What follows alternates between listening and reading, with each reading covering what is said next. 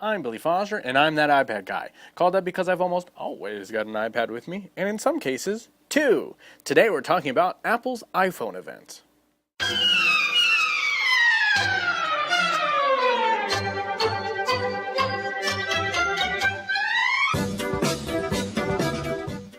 Okay, so we're in the aftermath of Apple's big iPhone 5 announcement, and fanboys are drooling.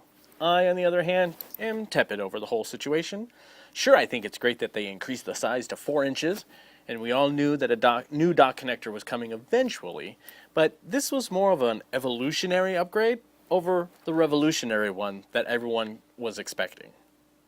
And people always seem shocked when they find out that I'm not panting over the new phone.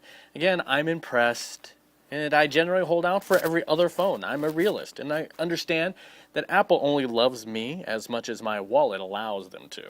And for me, there just wasn't enough to justify the price tag just yet. I mean, we're talking bare minimum upgrade for the iPhone 5. Sure, they bumped up the screen size half an inch, added 5 gigahertz Wi-Fi and LTE, but everything else is really just scaled down to fit into the new slender case. And there aren't any other hardware upgrades worth touting about.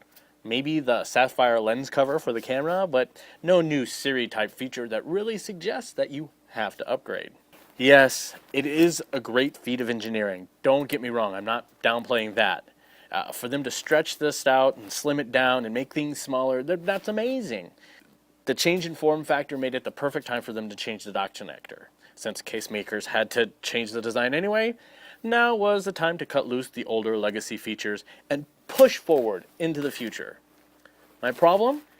It doesn't feel like a push forward. It feels more like a stumble forward versus a leap, because the way they sold it to us was, we've got our new Thunderbolt, the super fast connectors on all the new Macs, and now we're introducing Lightning.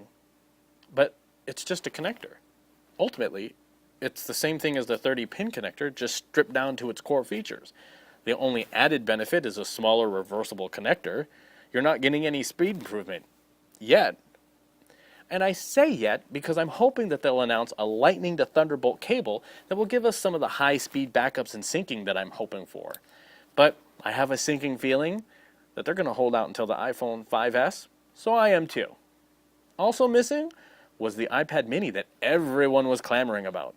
And even I thought that they would announce it, maybe at the very end, sneak it in Steve Jobs style. But this isn't Steve Jobs' Apple anymore. Now, hear me out. I don't say this in jest. I say this in all seriousness. There's a story about the level of detail that Steve put into the iPhone with such focus that he was tweaking the yellow on a Google icon on a Sunday afternoon because it was not right.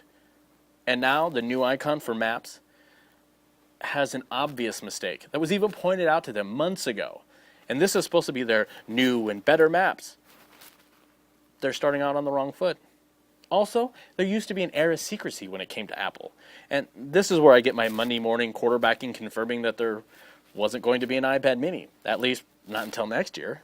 You see, everything hardware-wise was leaked before the announcement.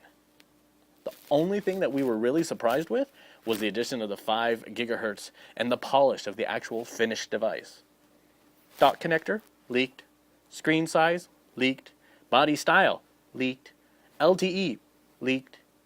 Okay, they did surprise us with the new iPod touches in the very Japanese-inspired colors and the earpods.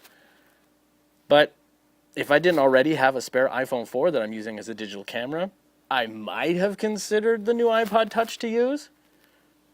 But it too got the bare minimum with a 5 megapixel camera and flash, which is, I'm betting, what we're probably going to see in the next iPad. The iPod Touch did get the biggest jump in regards to features. Now it too will have Siri, which makes it the perfect personal digital assistant, which is what I used to use mine for back when I went into an office. Now, of course, I do most of my organizational work on my iPad. Now, the AirPods, I'm not even going to really get into because I want to be fair, and right now I can't because I haven't gotten a hold of them, and the only thing I have to compare them to are the original earbuds, which never could stay into my ear, and my really, really nice Zag earbuds. So when I get my hands on one, I'll try and do a fair review. In the meantime, Keep your eyes open for iOS 6. It'll be coming available this Wednesday and comes with all of the software features that are coming to the new iPhone 5. The best feature by far are the additional commands that you can give Siri, like tweet this or post this to Facebook. But my favorite is having Siri launch my apps. Because I test games and test programs, I have so many apps that sometimes I forget what I even have on there. Now I can just say, Siri, launch Google, and it'll launch it. I'm less than thrilled about the maps. I miss Google Maps. This Maps is years behind what Google currently has. And the removal of YouTube, while it was something that was mentioned in a past podcast, so it was no surprise, it is surprised that Google doesn't have a native iPad app. Instead, you've got an iPhone one, and then later they'll update it. Part of me thinks that this is Google trying to annoy the iOS users to the point that they'll want to check out Android. This seems to be what Google does now. Release an iPhone version, and then a few months later, release the iPad version as an upgrade. The other interesting thing missing from the Apple event was any word about Apple TV. Not even a mention about how it's doing number-wise. Maybe that's where all their secrecy is being focused. Maybe 2013 is going to be the year of reinvention. The fighting's getting fierce, and Apple feels confident that what they've thrown into the mix is going to help them sustain their lead. Samsung, Amazon, and Google have shown their cards. Will Acer or LG, maybe even Sony, come up with a surprise before the end of the year? And don't forget, next month comes the new Windows Surface tablet running Windows 8. It'll be interesting to see how well it's received with the one tablet to rule them all approach. So that wraps up another episode of That iPad Guy. Thanks again for watching. Be sure to like me on Facebook, follow me on Twitter, or circle me on Google+, and visit thatipadguy.com to subscribe. See you next time!